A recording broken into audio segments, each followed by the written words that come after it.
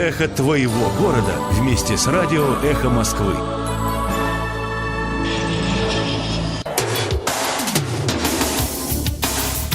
Персонально ваш. В эфире радиостанция «Эхо Москвы» в Уфе, программа «Персонально ваш». Меня зовут Айдар Ахмадиев. Сегодня персонально ваш политолог Арсен Шаяхметов. Арсен, добрый день. Приветствую всех со священного острова Ольхон, побережья Байкала. Да, у нас некий телемост сегодня, да? Что ж, мы в прямом эфире работаем, поэтому если вы хотите посмотреть на меня или на Арсена, который на Байкале, то присоединяйтесь. На YouTube-канале «Эхо Москвы» в Уфе ведется прямая трансляция. Там же есть онлайн-чат, поэтому вы можете задавать вопросы или отправлять реплики, и если у нас останется время, мы обязательно на них обратим внимание. Арсен, вы знаете, скоро выборы, осталось буквально несколько дней, уже вот август на дворе, все очень активно готовятся, самовыдвиженцы не регистрируются, бракуются подписи. Кто-то даже собирает огромное их количество, на удивление многих. Я имею в виду, например, Тагира Вахитова, который раньше работал на телеканале БСТ, и вот буквально сегодня объявил, что смог набрать 16 тысяч подписей для выдвижения своей кандидатуры на выборы депутатов Госдумы. При этом, например, Евгения Куцуева, которая основала объединенный штаб самовыдвиженцев, куда Тагир Вахитов тоже входит, она набрала всего лишь 500 подписей, не получилось у нее. И вы знаете, здесь очень интересно, если Евгения Куцуева собирала эти подписи в Уфе, где много людей в целом, да, и, казалось бы, больше возможностей собрать эти подписи, то Тагир Вахитов это делал в районах, в маленьких населенных пунктах, и у него получилось. Как вы думаете, с чем это связано? Почему вот мы имеем то, что имеем сегодня? Стоит, наверное, сказать пару слов о самой избирательной кампании. В принципе, мы видели, как и предсказывалось, сегодняшняя избирательная кампания проходит в большинстве своем незаметно для значительной части населения страны, поскольку было принято такое решение о проведении наиболее тихих, спокойных, не резонирующих выборов для того, чтобы обеспечить такой вот желаемый для власти состав Государственной Думы. Там в основном будут представлены люди, уже проверенные властью, то есть это либо бывшие партийные деятели, либо бывшие государственные служащие. Они остаются, конечно, государственными служащими, но меняют свою ипостась, так скажем. Также там будет большое количество людей, которые так или иначе долгие годы либо сотрудничали с властью, либо являются медийными узнаваемыми фигурами, которые в глазах политической системы могут обеспечить ей необходимую легитимность. Много говорят о грядущем транзите. На мой взгляд, он, конечно, не случится вот прям в ближайшие годы. Но данная Государственная Дума как раз-таки замышляется такой наиболее управляемой и лояльной, что ли, именно с точки зрения возможных последующих транзитных перестановок, для того, чтобы этот процесс прошел наиболее гладко и не вызвал каких-то неожиданных там эксцессов характера. Что касается непосредственно кампании на территории нашего региона, то здесь, в общем-то, мы также не видим какого-то особого широкого резонанса, дискуссии, состязательности мнений среди кандидатов. Мы видим, что есть вот такая отдельная ячейка людей, которые предпочли выдвинуться как самовыдвиженцы. Тоже много обсуждается, насколько это целесообразно в условиях нынешней политической системы. На мой взгляд, пытаться всегда, конечно, нужно, но также необходимо тоже понимать и соизмерять, насколько прилагаемые усилия будут эквивалентны последующему результату. И, собственно, на примере тех людей, которые отважились собирать подписи, очевидно, что это очень тяжелая процедура, конечно же, направлена на то, чтобы отсекать каких-то несогласованных персоналей, и преодолеть такой вот порог по непосредственно количеству собранных подписей, особенно для самовыдвиженцев, очень сложно. И, собственно, мы и не видим какой-то особой наружной агитации от тех же политических партий. Понятно, Единая Россия всегда обладает и финансовым, и политическим ресурсом для того, чтобы вести какую-то агитацию. Даже, собственно, через принятие обычных будничных решений властью, так или иначе можно подсветить роль Единой России. Проезжая несколько регионов, например, Иркутской области, здесь я заметил и наружную рекламу ЛДПР, и, естественно, и КПРФ, Единой России. У нас как-то в республике это меньше заметно. Ну, а кандидатам, которые выдвинули свою кандидатуру, конечно, стоит пожелать удачи. Мы действительно увидели здесь два разных подхода. Евгения Куцева собирала подписи в Уфе, и я думаю, то количество подписей, которое она собрала, действительно удивило многих, поскольку это человек такой достаточно медийный, известный, и даже, собственно, если обойти своих знакомых, можно было бы собрать подписи намного больше. Вот, поэтому, наверное, Евгения, входя в эту кампанию, не до конца измерила, ну, насколько возможно будет собрать подписи с ее стороны. С другой стороны, она подчеркивает, что она делает это исключительно честно, на добровольных основах. Это тоже похвально, но все-таки это политический процесс. Я не говорю о том, что надо действовать как-то нечестно, но если ты выходишь в публичную политику, то изначально, на мой взгляд, нужно просчитывать, на что ты ориентируешься и какие риски в дальнейшем, в том числе и репутационные, можно извлечь из этого, если у тебя что-то не получится. Ну, для Евгении это первый опыт, и для нашей республики, в общем-то, это уникальное событие, поэтому я не отношусь к этому опыту как-то негативно, но бывает не получилось. Главное, чтобы это в дальнейшем не отразилось как-то на непосредственно политической карьере, потому что у оппонентов всегда будет такой вот кейс, который они могут в течение всего последующего электорального цикла подсвечивать. Ну, а Тагир Вахитов поехал по районам, для него, наверное, эта тема ближе. Я, конечно, пессимистично смотрю на то, что ему все эти подписи утвердят. Уже там, по-моему, начались отсеивания. Но пока что вот этот необходимый порог еще сохраняется. Пока что он проходит по подписям. Посмотрим, что будет дальше. Смог ли он собрать и все самостоятельно, мы не знаем. Но если он объездил большое количество районов и достучался до граждан, может быть, это получилось. Но, конечно, в условиях современной электоральной политической системы представить, что человек сможет пройти такой барьер, достаточно сложно, хотя существуют разные политтехнологии, которые смогут как подтвердить, так и воспрепятствовать. При этом Тагир Вахитов, как я уже сказал, это бывший ведущий телеканала БСТ, то есть лицо медийное. И, мне кажется, знакомое особенно тем, кто живет в провинциальных районах Башкирии. Сыграла ли эту роль какую-то, как вы думаете? Я думаю, да и нет. То есть в какой-то степени это действительно могло сыграть роль, потому что мы знаем, что тот же БСТ смотрят в основном люди в районах, и поэтому узнаваемое медийное лицо, оно, конечно, привлекает к себе больше доверия и больше внимания, чем человек, прежде не мелькавший на телевидении. Но, с другой стороны, тоже сложно сказать, какой процент избирателей смотрит этот канал. И здесь, я думаю, сам кандидат может как-то вот балансировать в политическом плане на этом, что ну, вот, как бы вот ты и рядом с властью, и не очень против, и как бы независимый кандидат, вот решил попробовать. Я думаю, со стороны Тагира было предприняты все такие вот политтехнологические ухищрения для того, чтобы собрать эти подписи. То есть где-то и задобрить пенсионерку, где-то и сыграть на рассказать то, что она хочет услышать, где-то побрататься с местными мужиками, где-то просто представить как медийная звезда, почему нет. Я думаю, что это очень полезный опыт, и он действительно как-то окрыляет, когда ты едешь по районам, встречаешь добродушие со стороны людей, заручаешься их поддержкой. Мне кажется, если даже у нее не получится избраться в Государственную Думу, как минимум это будут позитивные эмоции, опыт, который будет вспоминаться всю жизнь. Допустим, если Тагира Вахитова все-таки зарегистрируют, случится такое чудо, наверное, да, в наших современных политических реалиях российских, можно ли ожидать, что те люди, которые поставили за него подпись, эти 16 тысяч человек, они придут на избирательные участки и проголосуют за Тагира Вахитова, таким образом, возможно, обеспечив ему, ну, хотя бы высокий процент, не прохождения, но хотя бы высокий. Можно ли такое представить? Или это исключено, учитывая то, как эта избирательная кампания в Госдуму видится политической элитой?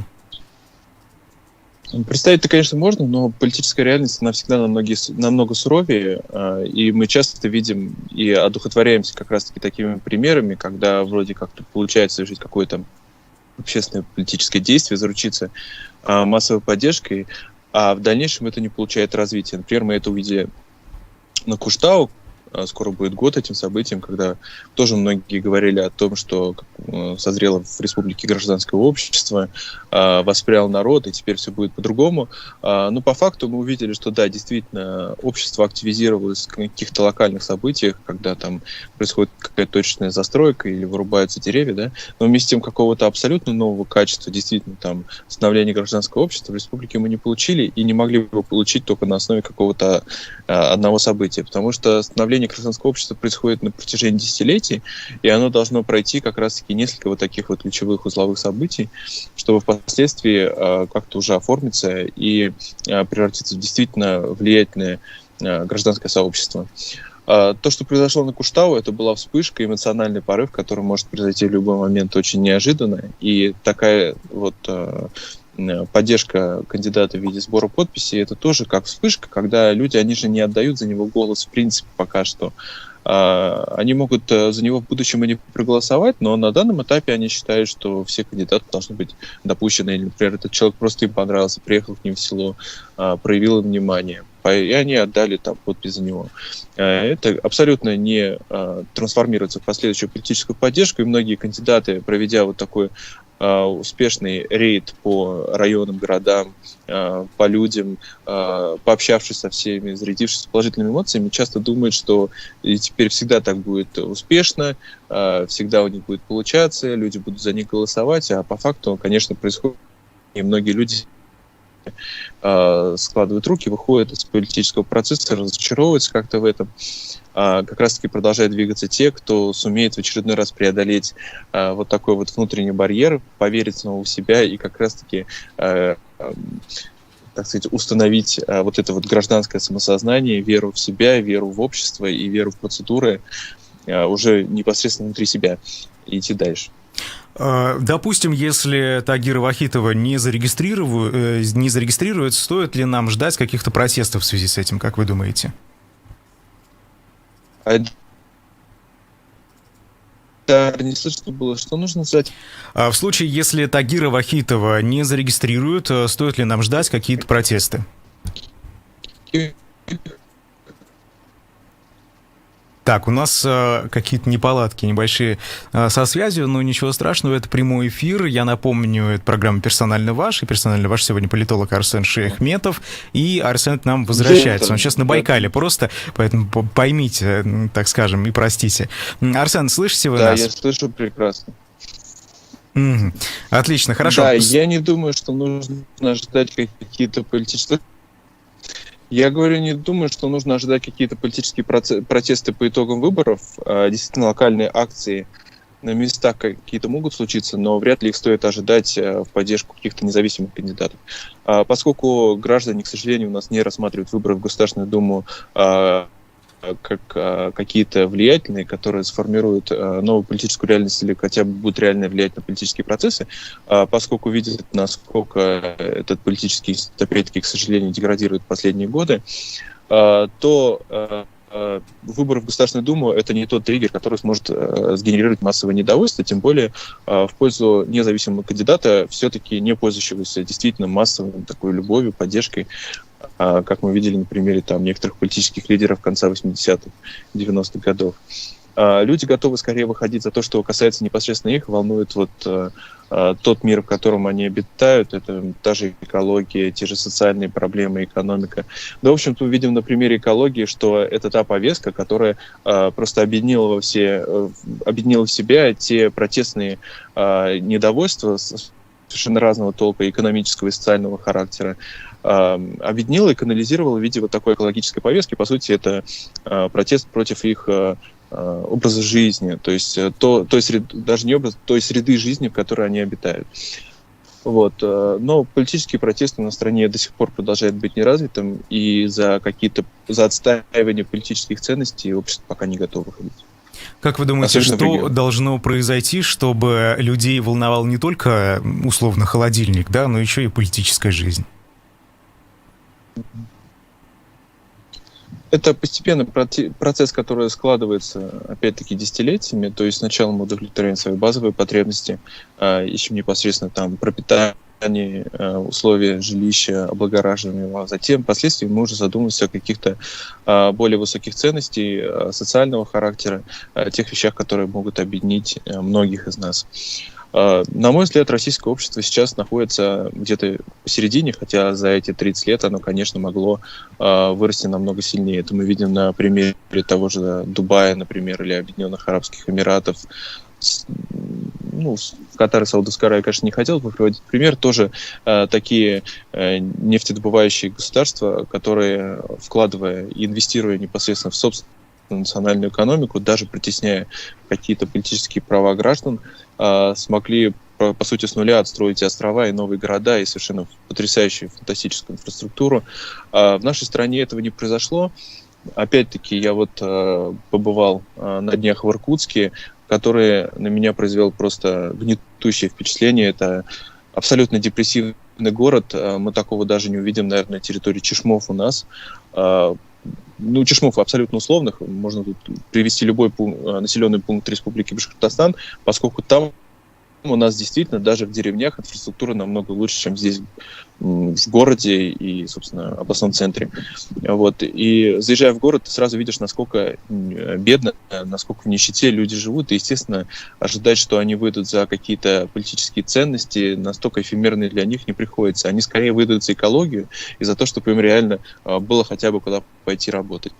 Или в том же Новосибирске я, например, увидел большое количество заведений, мейкерских контор и мест, которые вот так вот в открытую яркой рекламой, там написано, например, джекпот или доллары, вот такие светящиеся. Понятно, что это нелегальное казино. У нас в Уфе, например, уже такого в открытую, по крайней мере, не встретишь, а здесь это буквально по 3 объекта на квартал могло быть. Это тоже о чем говорит? О том, что экономика в данном регионе в данном городе тоже устроена нездорово, что люди опираются не на какое-то реальное производство или бизнес работает не на создание добавочной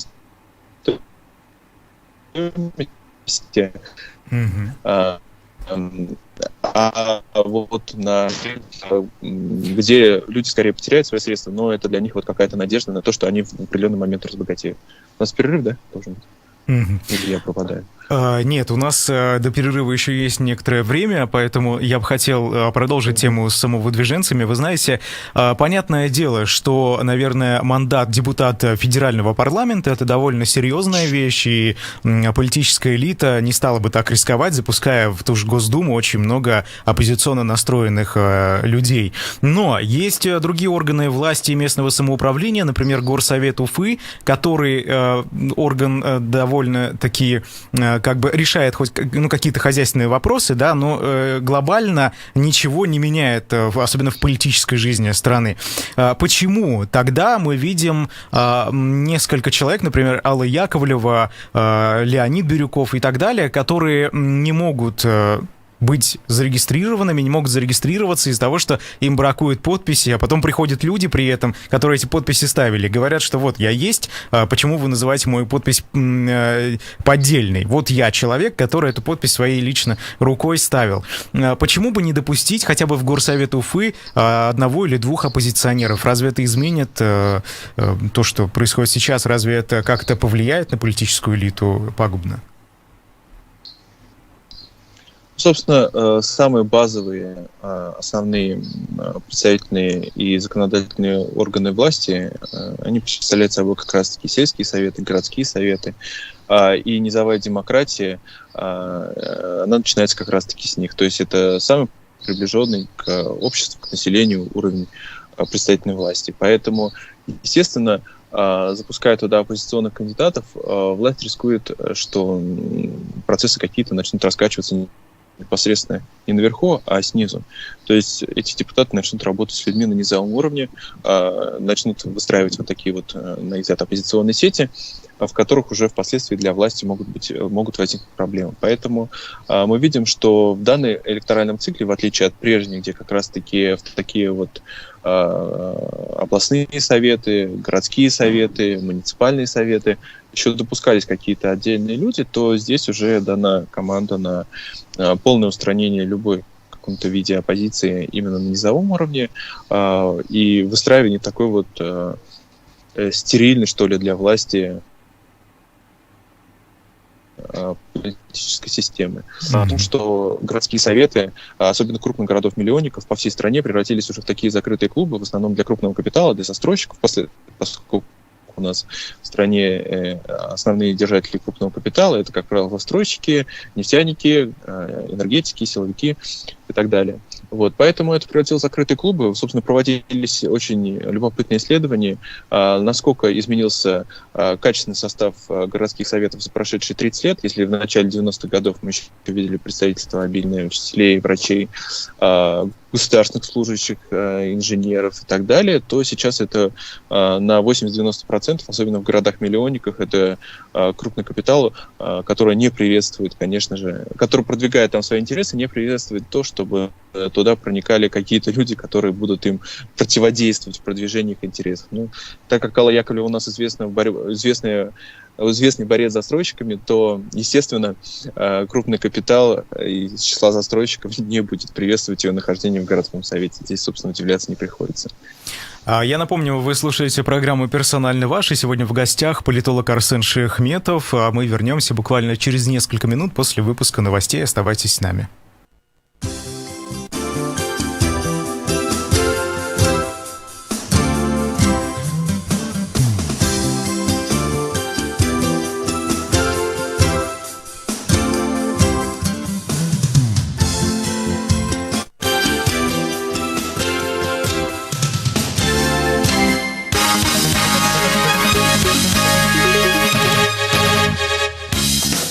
В Москве 13 часов 30 минут, в студии Марина Старостина. На эхе краткий выпуск новостей. Мещанский суд Москвы через полчаса должен начать оглашение приговора по делу инвестиционной компании «Беринг Восток», главным фигурантом которого является американский бизнесмен Майкл Калви. Как полагает следствие, он еще несколько человек причастны к хищению средств банка «Восточный». В ходе прений прокурор просил приговорить Калви к 6 годам условно. Американский инвестор своей вины не признает и утверждает, что во многом от сегодняшнего приговора будет зависеть судьба инвестиционного климата в России. Интернет-издание МБХ Медиа, Открытые медиа, а также правозащита «Открытки» объявили о прекращении своей работы. После блокировки сайтов Роскомнадзор сделал это по требованию Генпрокуратуры, которая обвиняет их в связях с нежелательными на территории России организациями. Политик Геннадий Гудков утверждает, что давление на независимые СМИ и правозащитников со стороны силовых структур не случайно. Надо понимать, что произошло в 2019 году. В согласии из ведома Путина власть реальная по управлению всей страны, управлению всеми политическими процессами была передана силовикам. Грубо говоря, коллективному Патрушеву. Вот этот коллективный Патрушев сейчас управляет страной. И у них задача любую движуху задавить в зародыш, чтобы не было никаких поползновений. Они очень боятся, что эти процессы могут выйти из-под контроля. Поэтому любая движуха, любая критика, любая харизматичная личность должна быть арестована, посажена, изгнана, снята с выборов. Сейчас, видимо, как раз это вот и процесс за подавление любого сопротивления в зародыш. Загнать всех по щелям, поднятая голова карается ударом дубинки, зачистить до состояния Северной Кореи. Геннадий Гудков считает, что люди просто стали бояться. Президент Украины Владимир Зеленский посоветовал жителям Донбасса, которые считают себя русскими, уезжать в Россию. В интервью украинскому телеканалу «Дом» он сказал, что регион рано или поздно вернет в состав Украины, а без нее там не будет цивилизации. Телеканал «Дом», отметим, специально организован для вещания на неподконтрольной Киеву территории Донбасса. Зеленский говорил по-русски. Литва построит заграждение на границе с Белоруссией за 2 года, сообщает сегодня местная погранслужба. Это почти 500 километров. Стоимость работ превысит 150 миллионов евро. Речь идет о 4-метровой ограде из металлической сетки. Ситуация на литовско-белорусской границе остается напряженной. Сегодня президент Беларуси Александр Лукашенко потребовал закрыть каждый ее метр и обвинил Запад в намеренном создании кризисной ситуации с мигрантами. С начала года на границе было задержано более 4000 нелегалов. В основном это граждане Ирака. В Ассоциации туроператоров России утверждает, что угрозы для российских туристов в связи с лесными пожарами в Греции нет. Накануне российское посольство предупредило граждан о необходимости соблюдения рекомендаций властей. Россияне в основном отдыхают на Крите, Родосе и Корфу. Там пока возгорание в лесах не отмечено. В Москве сейчас плюс 24 градуса, давление 749 миллиметров ртутного столба, относительная влажность воздуха 39%. До конца дня обещают осадки, ближайшей ночью плюс 19 градусов. Завтра днем также дожди и до 23 градусов. Марина Старостина, служба информации, «Эхо Москвы».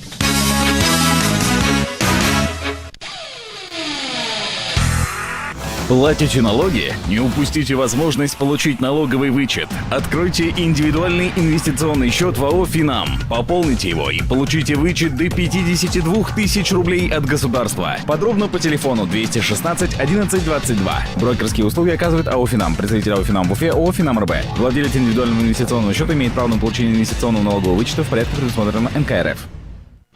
Башкирский кооперативный институт Российского университета кооперации приглашает абитуриентов на обучение по новым образовательным программам. Таможенное дело уровня специалитет и юриспруденция уровня бакалавриат. Мы находимся по адресу город Уфа, улица Ленина, дом 26. Все интересующие вас вопросы вы можете задать по телефону горячей линии приемной комиссии 274 52 36. 274 52 36. Премьера в Башкирском государственном театре кукол 21 и 22 августа в рамках проекта «Куку Проджект» на малой сцене театра состоится интерактивный спектакль для самых маленьких «Чем пахнут одуванчики?». Герои сказки «Зайка, Белочка и Медвежонок» расскажут малышам о том, что такое лето и какие чудеса происходят в природе в самое теплое время года. Завершится программа мастер-классом по скраббукингу и фотосессией в декорациях спектакля. Начало в 11, 13 и 16 часов. Категория 0+. Телефон рекламной службы «Эхо Москвы» в Уфе. 216 35 99. «Эхо Москвы» в Уфе и общественная организация «Берзямлек» представляют рубрику «Говорим по-башкирски». Подписи. Култамга. Собрать подписи. Култамгалар йею. Собрать подписи. Култамгалар йею. Бывший ведущий БСТ Тагир Вахитов собрал почти 16 тысяч подписей за выдвижение в Госдуму. Башкортостан юлдаш телевидениеһенең элекке алып барусыһы Тагир Вахитов Дәүләт Думаһына депутатлыкка кандидат булып теркәлер өчен 16 меңгә якын култамга йыйган. Бывший ведущий БСТ Тагир Вахитов собрал почти 16 тысяч подписей за выдвижение в Госдуму. Башкортостан юлдаш телевидениеһенең элекке алып барусыһы Тагир Вахитов Дәүләт Думаһына депутатлыкка кандидат булып теркәлер өчен 16 меңгә якын култамга йыйган. «Эхо Москвы» в Уфе и общественная организация «Берзямлек» представляют рубрику «Говорим по-башкирски».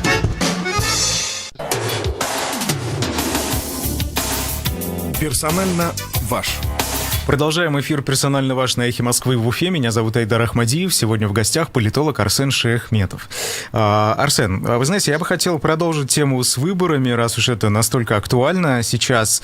Вы знаете, может быть, выгоднее все-таки дать оппозиционеру мандат депутата, допустим, горсовета, чем разжигать протестные настроения теми новостями, инфоповодами о том, что очередному независимому кандидату отказали в регистрации из-за того, что просто забраковали подписи. Что опаснее для действующей политической элиты? Протестные очаги вот такие, которые рождаются вследствие нерегистрации кандидатов, или мандат депутата оппозиционеру, который должен, наверное, будет в соответствии со своим новым местом того самого депутата как-то определенной этики придерживаться? Я выступаю, конечно, за то, чтобы... Слышно, да? Да. Да, я выступаю, конечно, за то, чтобы каждому кандидату давали возможность быть как минимум зарегистрированным и принять участие в выборах, а там дальше уже сам избиратель пусть решает, кто достоин быть представительным органом власти и представлять его интересы, кто недостоин. Естественно, отсекаться могут только уж какие-то действительно ультрафашистские, там, националистические силы. Опять-таки, если это действительно противоречит закону Российской Федерации.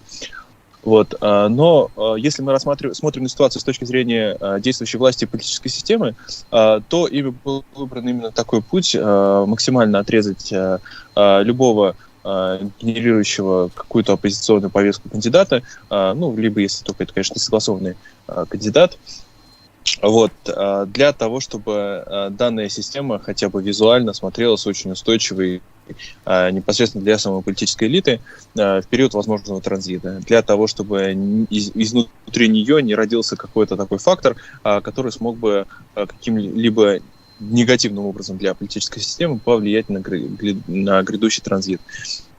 Но если мы рассматриваем ситуацию стратегически, то, конечно, эта ситуация, она лишь осложняет и построение гражданского общества, собственно, в самой России, и формирование нормально работающей в будущем политической системы.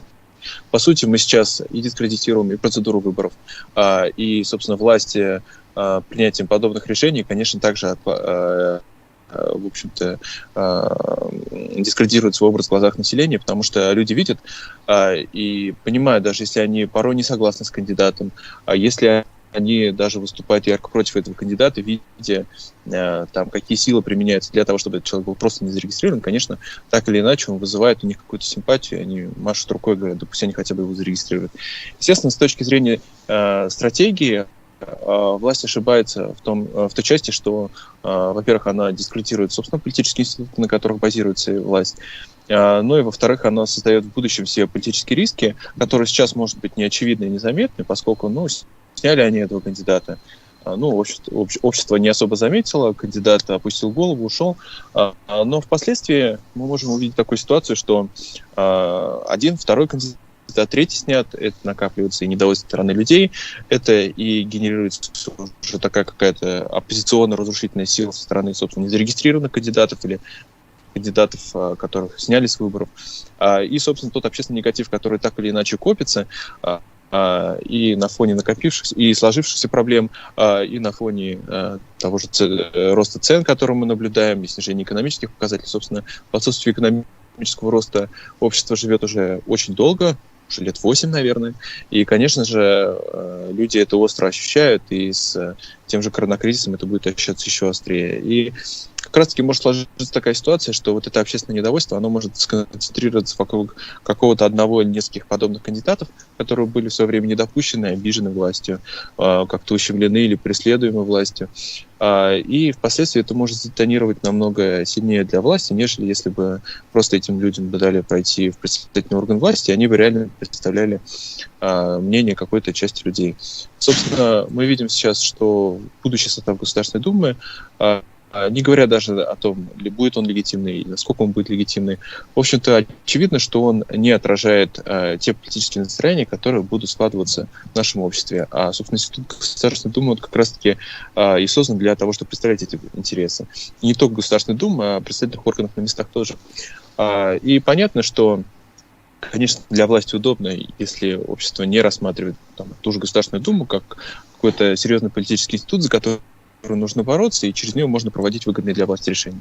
Но, с другой стороны, вот этот вот нереализованный, не сконцентрированный оппозиционный вектор, дух которого будет копиться и у недовольных граждан, и у людей, которые просто будут понимать, что их позиция никак не представлена на федеральном уровне и, соответственно, неуслышима, конечно, впоследствии это может затонировать, а в будущем, если мы будем уже избирать какой-то новый состав Государственной Думы, и эти люди будут жаждать своего представительства в новом составе, вот эти размытые, сломанные политические институты и те же электоральные институты, потому что мы видим, что сейчас вводится трехдневное голосование, и, конечно, оно опять-таки размывает политический фон и не вызывает доверия у граждан. Вот эти вот размытые политические институты просто в очередной раз уже, может быть, даже вполне легально не дадут людям получить то представительство, которое они жаждут непосредственно на представительном уровне.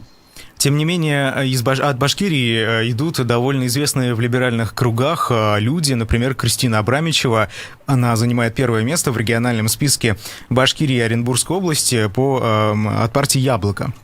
Скажите, есть ли какие-то шансы у «Яблока» в целом пройти хотя бы 5% барьер и хотя бы один мандат получить?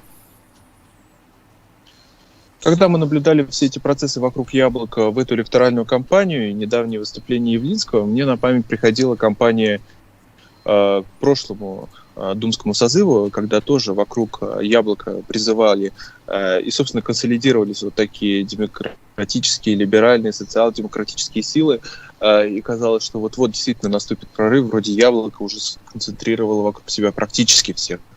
кандидатов, которые так или иначе представляют оппозиционную повестку.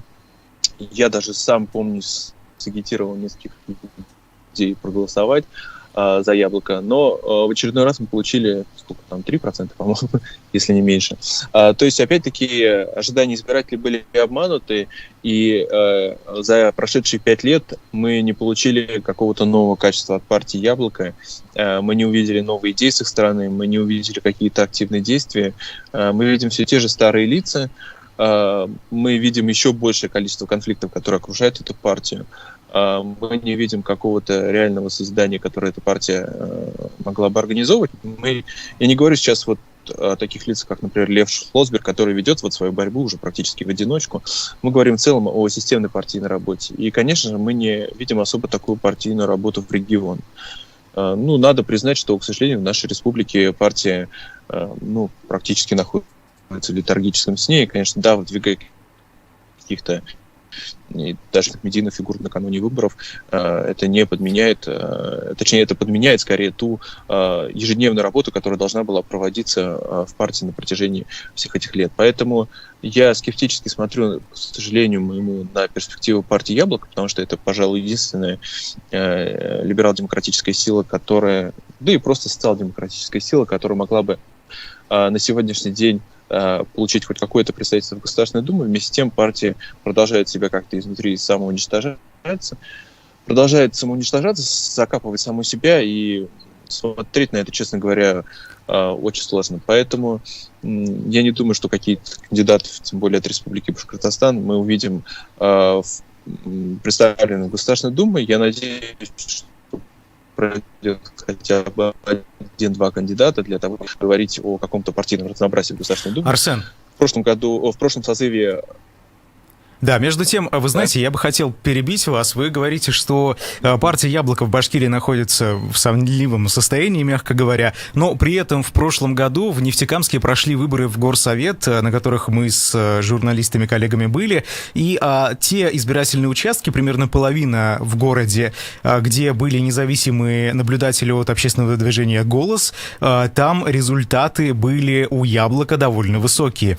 То есть если бы, допустим, по всем участкам в городе были такие же результаты, то Яблоко получило бы свое представительство в Горсовете а это Нефтекамск, это даже не Уфа, это такой, можно сказать, провинциальный небольшой российский городок.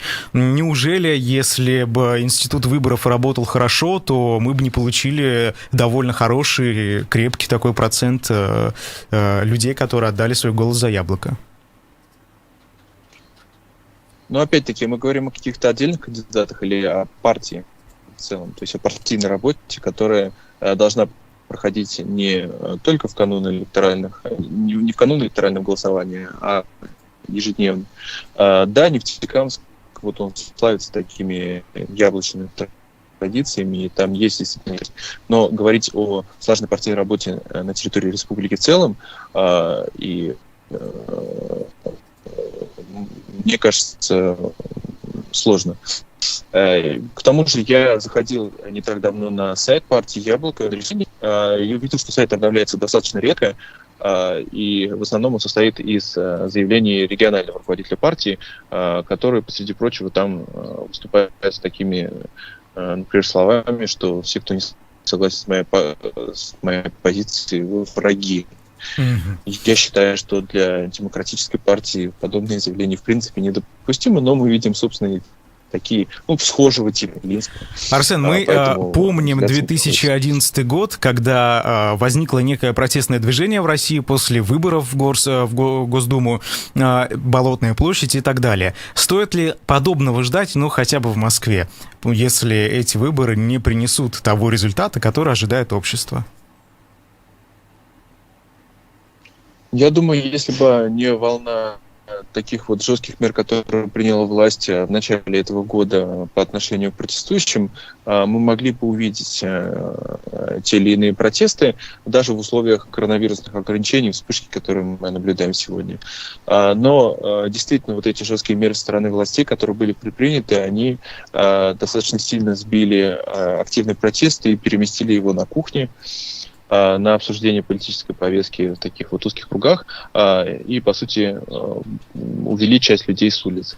Поэтому, как я уже сказал сегодня в эфире, что вряд ли стоит ожидать массовый выход россиян именно за отстаивание политических ценностей, но я не исключаю, что действительно какие-то протестные выступления будут, даже несмотря на то, что, в общем-то, для большинства россиян выборы в Государственную Думу не являются каким-то крупным политическим событием, а жаль. Мы увидим, я думаю, что ряд выступлений преимущественно в Москве, естественно, в Петербурге тоже, но вот этот феномен региональных протестов, которые мы получили по всей стране в начале этого года, даже пусть он был не очень массовый, но он был очень широкий по географии, именно по причине голосования в Государственной Думе, я не думаю, что люди соберутся. Скорее, они могут консолидировать какую-то другую, более близкую для них политическую повестку, например, экономическую или экологическую. Выборы в Госдуму могут стать лишь фоном, но исключительно за выборы я не думаю, что народ выйдет в регионах. Арсен, мы видим, что сейчас происходит с теми, кто ранее, например, был волонтером или даже руководителем запрещенного и признанного российским судом экстремистским штаба Алексея Навального в Уфе, что сейчас МВД, разные структуры этого министерства подают иски гражданские в суд с требованием компенсировать сверхурочную работу полицейских во время вот этих самых массовых несогласованных акций протестов в поддержку Алексея Навального, которые в Уфе прошли в январе и один раз в апреле.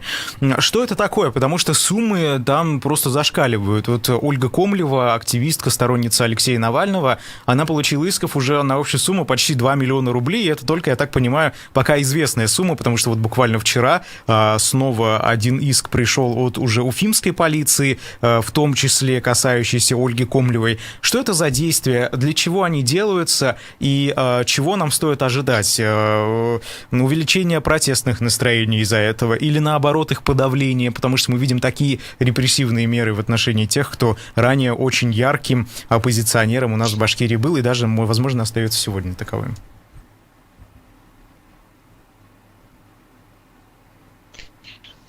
Конечно, это один из тех инструментов давления, которые на оппозиционеров на сегодняшний день. И причина этого только одна – максимально дезорганизовать человека и заставить его заботиться не о выходе на какие-то протестные акции. С одной стороны, конечно, тем самым силовые органы пытаются оказать психологическое давление, и не только и материальное давление, естественно, на кандидата. То есть показать, что лучше не нужно выходить на протестные акции, иначе у тебя будут большие проблемы, пусть даже ты не сядешь или там не получишь там уголовный или административный срок. Но вместе с тем это очень сильно влияет на твое материальное состояние в отношении таких там обычных людей, ни миллионеров, ни миллиардеров. Это, конечно же, практически банкротство. Вот. А с другой стороны, это попытка заставить человека заботиться о выживании здесь и сейчас, искать какие-то дополнительные источники доходов и переключить свое внимание от каких-то политических, абстрактных проблем к насущным здесь и сейчас, поскольку если на тебе висит большое количество долгов, которые ты не можешь выплатить, естественно, впоследствии может стать вопрос и об изъятии имущества, и о запрете передвижений, и непосредственного накладывания уже каких-то там непосредственно, может быть, и уголовных решений. Вот. Поэтому, конечно, никому бы не пожелал оказаться в такой ситуации, и, к сожалению, это те политические риски, на которые обретает себя оппозиционер в текущей политической системе, конечно, это неправильно. Что касается вакцинации и в целом ситуации в Башкирии, вы знаете, вот раз уж вы выехали в Новосибирск и Иркутск и заметили, что, например, инфраструктура там хуже, чем у нас в Башкирии и в Уфе и в других населенных пунктах, в том числе и в провинциальных, что касается вакцинации, где больше соблюдают, во-первых, ограничительные противоэпидемические меры, и отличается ли как-то ситуация, или все так же? Ну, если сравнивать с Иркутском, конечно, полная депрессия. В Новосибирске я бы не сказал, что все хуже, чем в Уфе. Например, я уже писал об этом, что общественный транспорт в виде троллейбусов и трамваев, пусть они и такие староватые, как у нас до 2018 года, но они ходят в полночь здесь. Я думаю, для уфимцев это было бы откровение, если бы электротранспорт ходил в полночь, или набережные, у которой есть даже пешеходные переходы через велодорожки, потоки разделены так, что столкнуться просто невозможно. Но мы не об этом. Что касается коронавирусных ограничений, то мне кажется, что мы можем говорить во всей стране о каком-то полном или частичном игнорировании стороны граждан. Даже передвигаясь на общественном транспорте в Уфе, можно увидеть лишь там 4-5 человек, которые носят маски или заходят в магазин в маске. Здесь, конечно, ситуация абсолютно такая же. Люди либо носят их абсолютно номинально, либо не носят в принципе. Ну вот я нахожусь здесь на отдельном острове. Тут людей в масках я практически не замечал, тем более среди персонала каких-то там кафетериев, магазинов и так далее. Ну, собственно, выезжая в районы республики, Башкортостан даже, можно увидеть мало людей, кто носит маски, особенно, опять-таки, в туристических местах. Там тоже как будто ковида нет и не существовало. Поэтому неудивительно, что мы получаем вспышку за вспышкой и те рекордные показатели, которые существуют на сегодняшний день, потому что люди даже вакцинируясь, они считают, что они полностью теперь защищены, и возможность заболеть у них абсолютно нулевая. Но вместе с тем мы видим, что люди хоть в редких случаях и в легкой степени, но заболевают, но вместе с тем они могут являться переносчиками данной инфекции и, конечно, создавать возможную угрозу для других людей, которые также принимают минимальные меры для самозащиты. Поэтому, к сожалению, на мой взгляд, основной бич коронавируса, коронакризиса, точнее, на территории нашей страны, это в том, что люди практически полностью игнорируют ограничения, а власть до определенного момента им в этом только способствовала, потому что то нужно было устроить голосование за Конституцию, то организовать какие-нибудь выборы, то нужно было снимать ограничения побыстрее для того, чтобы сохранить экономику. И поэтому этому не уделялось со стороны власти какого-то должного внимания. Поначалу нас всех напугали, ввели какие-то безумные штрафы. Опять-таки мы видели вот эти жесткие задержания тех людей, которые не носят маски в Уфе. Да. Впоследствии эта тема абсолютно ушла, и, в общем-то, политические деятели не только нашей республики, а в целом пренебрегали даже ношением маски. Вот. А когда ситуация с волну, то, конечно же, власть этим резко озаботилась, и на сегодняшний день раскрутить резко ситуацию назад не получается, и приходится применять власти вот такие уже меры принуждения, которые, конечно же, общество еще более настораживает. Ну, кстати, о мерах принуждения. Ради Хабиров несколько раз переносил введение в действие, так скажем, второго этапа ограничений противоэпидемических, очень жестких. Это, например, посещение общепитов, заведения общепита вместимостью более 50 человек без справки о вакцинации. Но все-таки от этого, видимо, отказались. Но, во всяком случае, отложили сейчас на неопределенный срок. Почему было принято такое решение, на ваш взгляд?